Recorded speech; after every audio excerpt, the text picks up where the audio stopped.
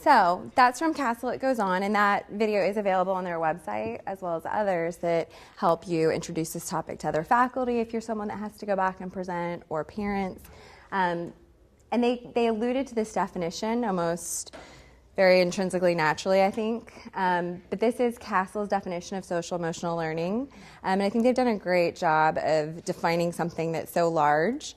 And so we're going to break it down, but first I'll read it to you. Social and emotional learning is the process through which children, adolescents, and adults acquire and effectively apply the knowledge, attitude, and skills necessary to do the following: understand and manage emotions, set and achieve goals, feel and show empathy, establish and maintain positive relationships, make responsible decisions.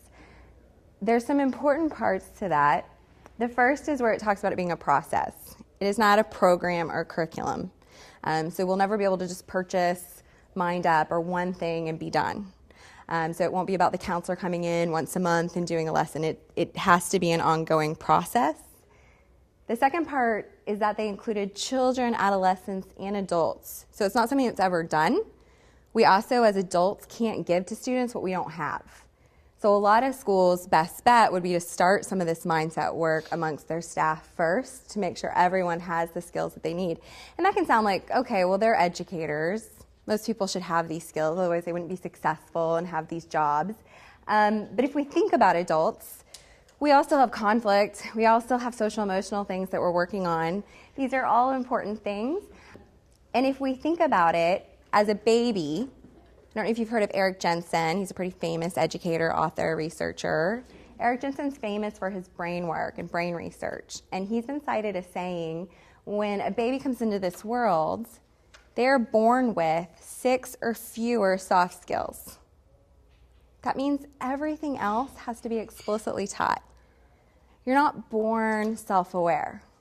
Like, you don't just come in this world and go, oh, I kind of feel like crying because I'm hungry, but I don't know, I had a big breakfast. What does that say about me? Am I emotionally eating? Or am I really, I don't know, like, are those cankles? Like, are those just cute baby ankles? Like, we're not self-aware. We don't problem solve, right? You're hungry, you cry, you're scared, you cry. So that means that if we don't explicitly teach them, how can we expect them to have it?